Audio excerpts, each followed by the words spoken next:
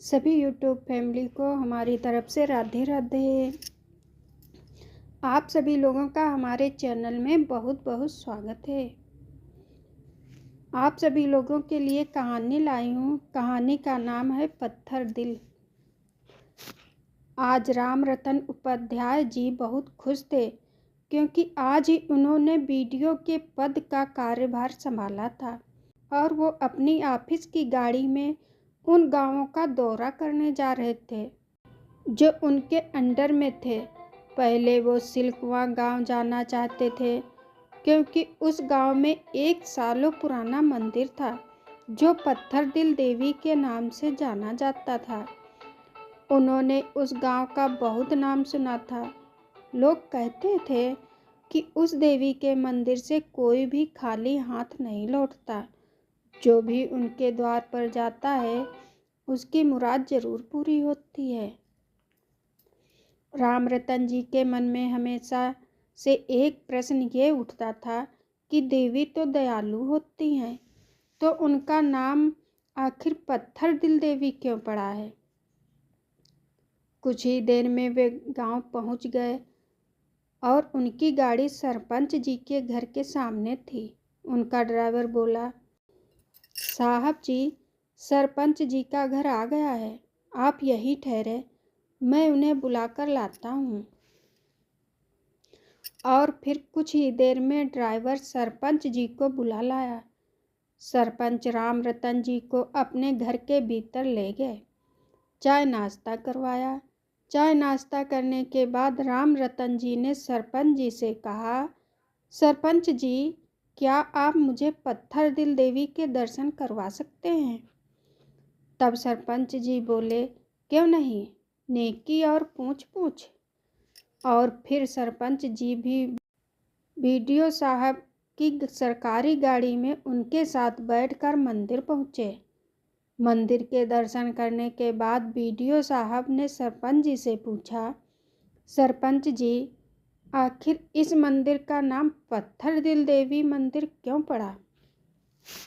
तब सरपंच जी बोले, बहुत लंबी कहानी है साहब, मेरी दादी मुझे सुनाया करती थी। आपको इतराज़ ना हो तो वो कहानी आप मुझे सुना सकते हैं। राम रतन जी बोले, जी ज़रूर, चलिए उस पेड़ के तले जाकर बैठते हैं, फिर मैं आपको पत्थर दिल देवी की कहानी सुनाऊंगा। और फिर सरपंच जी इतना कहकर राम रतन जी के साथ बरगद के पेड़ तले बैठकर पत्थर दिल देवी की कहानी सुनाने लगे, जो कुछ इस प्रकार थी। बहुत पुरानी बात है, तब अंग्रेजों का ज़माना था। इस गांव के जमींदार ठाकुर सूर्य प्रताप सिंह थे। उनके दो बेटे थे। बड़े बेटे का नाम चंद्र दर्शन सिंह और छोटे बेटे का नाम रवि दर्शन सिंह था। दूसरे बेटे को जन्म देते समय उनकी पत्नी का देहांत हो गया था। उनकी पत्नी के जाने के बाद फिर सूर्य प्रताप सिंह ने दूसरा ब्याह नहीं किया। सूर्य प्रताप सिंह की मां ने ही दोनों बच्चों को संभाला। जब उनके बेटे जवानी की कगार पर थे तो उनकी माताजी भी चल बसी। सूर्य प्रताप सिंह के पिता सूर्य प्रताप के बचपन में ही डाकुओं के साथ मुठभेड़ में चल बसे थे। अम्मा के चले जाने के बाद सूर्य प्रताप जी की गृहस्थी अस्त व्यस्त हो गई थी। इसलिए उन्होंने अपने बड़े बेटे चंद्र दर्शन, जो कि उस समय 18 वर्ष का था, उसका ब्याह कर दिया। सूर्य प्रताप जी थोड़े गरीब घर की लड़की को अपना बहू बनाकर लाए थे। सोचा था कि गरीब घर की लड़की अच्छी तरह से जिम्मेदारियों को निभाएगी। बहू का नाम दमयंती था। बहू की उम्र उस समय लगभग 16 साल रही होगी। सूर्य प्रताप जी अपने इस जमींदारी के कार्य से मुक्ति पाना चाहते थे। इसलिए उन्होंने अपनी सारी जिम्मेदारी अपने बड़े बेटे चंद्र दर्शन को सौंपने की सोची थी। तब बड़ी बहू दमयंती ने अपनी अकल लगाई और देवर रवि दर्शन को शहर पढ़ने भेजने की सलाह अपने पति को दी। दमयंती सोच रही थी कि ससुर जी तो अब ज़्यादा दिनों के मेहमान नहीं हैं, और देवर भी अगर शहर में पढ़ने लगा और वहीं नौकरी करने लगा तो सारी जमींदारी उसकी और उसके पति की होगी। दमयंती की सलाह पति को अच्छी लगी और पति चंद्रदर्शन ने पिता सूर्य प्रताप को मशविरा दिया कि रवि दर्शन को पढ़ने के लिए शहर भेज दिया जाए, और ठाकुर सूर्य प्रताप जी ये बात मान भी गए। रवि दर्शन शहर में पढ़ने लगा। उसे खर्चे के लिए मनमाना पैसा मिलता तो वो कहीं थिएटर देखता तो कहीं सिनेमा देखता। उसने शहर जाकर अब धोती कुर्ता छोड़कर कोट पैंट पहनना शुरू कर दिया था। अब वो मनमाना पैसा शराब पीने में भी खर्च करने लगा था। उसके साथ उसके आवारा दोस्त भी उसका पैसा उड़ाते थे। कुछ दिनों में उसने बदनाम गलियों का भी रुख भी कर लिया और वह एक कोठे वाली छबीली बाई के कोठे पर भी जाने लगा। छबीली बाई को मनमाना पैसा मिलता तो वो भी रवि दर्शन को फंसा कर रखने लगी। जब उड़ती उड़ती ये खबर ठाकुर सूर्य प्रताप तक पहुंची तो उन्होंने रवि दर्शन को गांव बुलवाने का सोचा। उन्होंने ये भी सोचा कि जब रवि दर्शन गांव वापस आ जाएगा तो कितनी सुंदर कन्या से उसका ब्याह करवा देंगे, जिससे उसका उस कोठे वाली से पीछा छूट जाएगा। अब रवि दर्शन हमेशा हमेशा के लिए गांव वापस आ गया। बाप से डरता था, इसलिए मुंह से चू ना निकली और चुपचाप गांव में रहने लगा। इसी बीच सूर्य प्रताप सिंह ने एक सुंदर सुशील कन्या देखकर रवि दर्शन के हाथ पीले कर दिए। बहू विदा होकर घर आ गई, लेकिन सुहाग रात के दिन रवि दर्शन रात भर घर ना लौटा। जब बाप को पता चला तो वे उसे गलियों की बौछार के साथ घर वापस लिवा लाए। दूसरे दिन रवि दर्शन बहू के साथ कमरे में तो था, लेकिन केवल बाप के डर से उसने बहू का घूंघट तक नहीं उठाया और ना ही उससे बात की। ये क्रम जारी रहा। 2 साल बीत गए रवि दर्शन और विंध्यवासिनी के ब्याह को, लेकिन इन 2 सालों में रवि दर्शन ने विंध्यवासिनी का मुख कभी ना देखा। दिन में विंध्यवासिनी सदैव घूंघट में रहकर ही घर के काम निपटाती, तो रवि दर्शन को कभी उसका मुख देखने का मौका ही नहीं मिलता।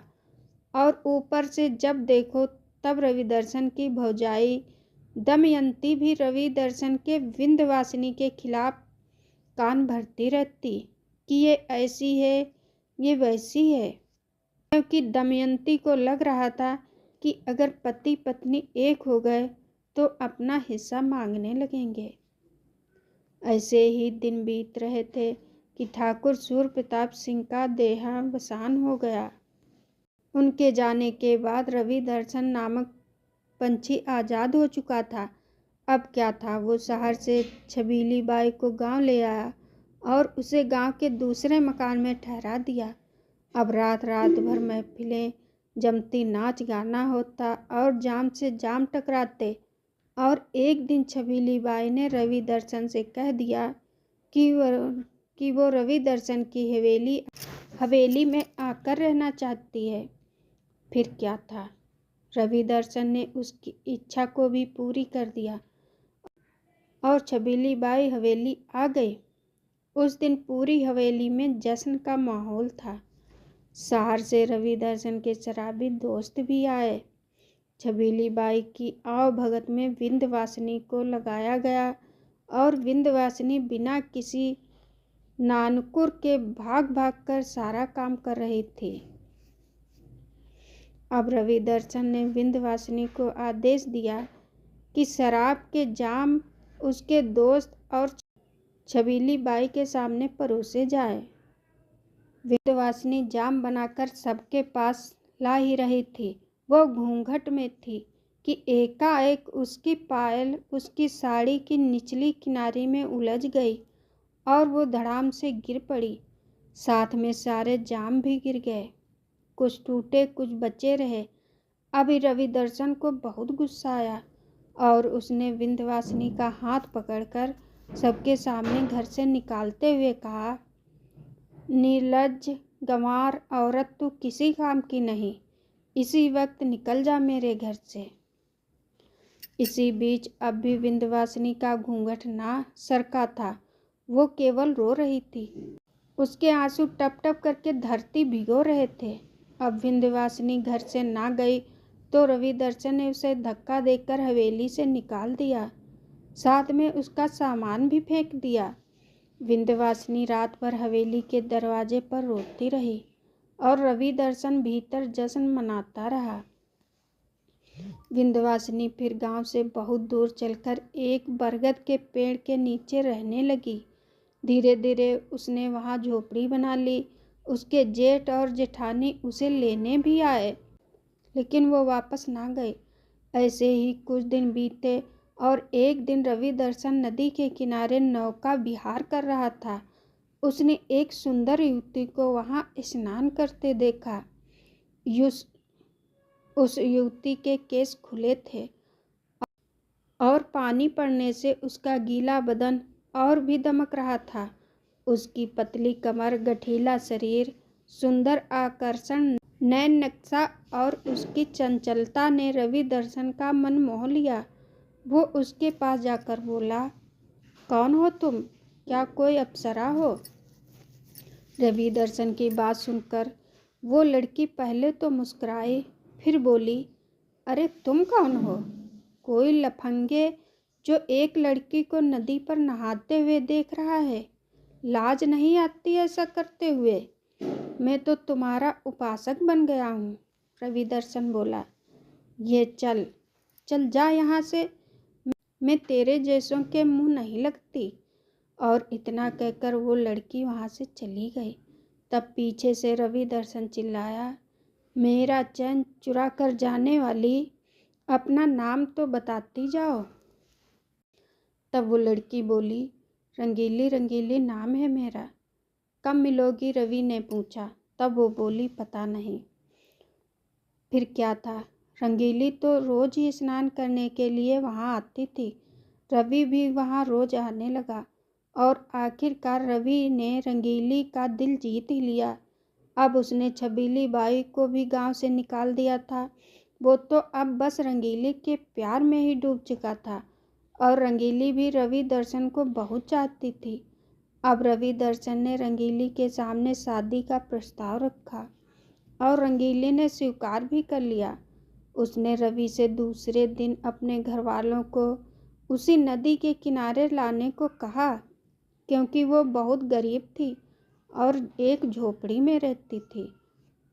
जब दूसरे दिन रवि दर्शन अपने भाई भाभी के साथ वहां पहुंचा तो भाभी ने जब रंगीली को देखा तो दंग रह गई, लेकिन बोली कुछ ना। तब रंगीली रवि दर्शन से बोली, मैं तुमसे शादी नहीं कर सकती रवि। लेकिन क्यों रंगीली? रवि ने पूछा। तब रंगीली बोली, क्योंकि मैं तो पहले से ही तुम्हारी ब्याहता हूँ। मैं रंगीली नहीं, विंध्यवासिनी हूँ। तुमने मुझे ठुकराया था और आज मैं तुम्हें ठुकराती हूँ। और ऐसा कहकर वो वहाँ से चली गई। अब रवि को अपनी गलतियों पर पछतावा हो रहा था, लेकिन अब कुछ नहीं हो सकता था। विंध्यवासिनी हमेशा हमेशा के लिए उसके जीवन से जा चुकी थी और उसी ने खुद उसे अपनी जिंदगी से निकाला था। रवि दर्शन को इस बात से इतना गहरा आघात लगा कि उसने बिस्तर पकड़ लिया। उसकी बीमारी देखकर उसका भाई चंद्र दर्शन विनती लेकर विंध्यवासिनी के पास गया कि घर लौट आओ, रवि को तुम्हारी ज़रूरत है। लेकिन विंध्यवासिनी ना लौटी और फिर एक दिन आखिर रवि इस दुनिया को छोड़कर चला ही गया। विंध्यवासिनी के पास हवेली का नौकर रवि के मरने की खबर लेकर पहुंचा। वो तब भी हवेली ना गई। वो बस यूं ही अपनी पति के लिए रोती रही, बिलखती रही। लेकिन अपने पति के अंतिम दर्शन करने हवेली ना गई। रवि दर्शन के अंतिम संस्कार के बाद भी विंध्यवासिनी के जेठ चंद्र दर्शन उसे लेने आए, लेकिन वो तब भी ना गई। उसके बाद वो जोगन बन गई, बस मीरा की तरह एक तारा लेकर भजन गाती रहती। कोई भी उसके द्वार आता तो उसे आशीष देती, उसे भी वो आशीष देती, उसकी मुराद पूरी हो जाती। धीरे धीरे वो इतनी प्रसिद्ध हो गई कि लोग दूर दूर से उसके द्वार पर आने लगे। लोगों ने उसे पत्थर दिल देवी के नाम से मशहूर कर दिया। उसके दुनिया से जाने के बाद गांव के लोगों ने पत्थर दिल देवी के नाम से उसका मंदिर बनवा दिया। लोग उसे इसलिए पत्थर दिल कहते थे कि वो अपने पति के पास ना लौटी थी, लेकिन वो पत्थर दिल भी अपने पति के कारण ही हुई थी। उसके पति ने उसका दिल तोड़कर उसे पत्थर दिल बनाया था। ये कहते कहते सरपंच जी रुक गए और राम रतन जी की आंखें नम हो गई थी पत्थर दिल देवी की कहानी सुनकर। प्यारे दोस्तों, आप सभी लोगों को ये कहानी कैसी लगी? अगर पसंद आई हो तो प्लीज़ कमेंट, लाइक, शेयर ज़रूर करें। धन्यवाद।